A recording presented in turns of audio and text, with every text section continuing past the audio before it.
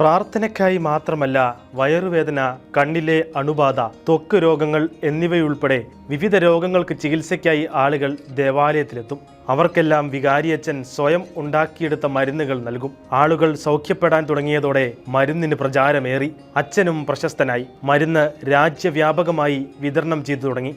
ദക്ഷിണ കൊറിയയിലെ ഗോങ്സെരി ഇടവകയിലാണ് സംഭവം. 1895 ഇവിടെ വികാരിയായി എത്തിയ മിഷണറി വൈദികൻ ഫാദർ എമൈൽ ഡെബീസ് 4 പതിറ്റാണ്ടുകാലം ഇവിടെ സേവനം ചെയ്തു. ഈ ദേവാലയം ഇന്ന് കാണുന്ന സ്ഥലത്ത് പുനർനിർമ്മിച്ചത് ഫാദർ ഡെബീസ് ആണ്. ദക്ഷിണ കൊറിയയിലെ ഏറ്റവും മനോഹരമായ കത്തീഡ്രലുകളിലൊന്നായ ഗോങ്സെരി ദേവാലയത്തിൽ 1801 1873 ഇടയിൽ രക്തസാക്ഷികളായ 32 കത്തോലിക്കരുടെ സ്മാരകങ്ങളുണ്ട്. 350 വർഷം പഴക്കമുള്ള ഹാക്ബറി മരവും അത്ര തന്നെ പഴക്കമുള്ള മറ്റ് മരങ്ങളാലും ചുറ്റപ്പെട്ട ഈ ദേവാലയം സന്ദർശകർക്ക് ഏറെ പ്രിയപ്പെട്ട സ്ഥലമാണ്.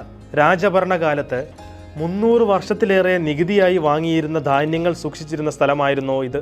1890 ഫ്രഞ്ച് വൈദികനായ ഫാദർ പിയറി പാസ്ക്വിയറാണ് പ്രദേശത്ത് ആദ്യമായി ഒരു ദേവാലയം സ്ഥാപിച്ചത്.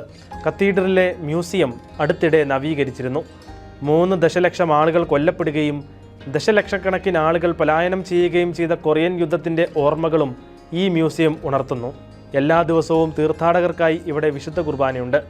കൂടാതെ മാസത്തിലൊരു ദിവസം ഡെജിയോണിലെ ബിഷപ്പ് അഗസ്റ്റിൻ കിം ജോങ്സുവിൻ്റെ കാർമ്മികത്വത്തിലുള്ള പ്രാർത്ഥനകളും ദിവ്യകാരുണ്യ പ്രദക്ഷിണവും ഇവിടെ നടത്തുന്നു.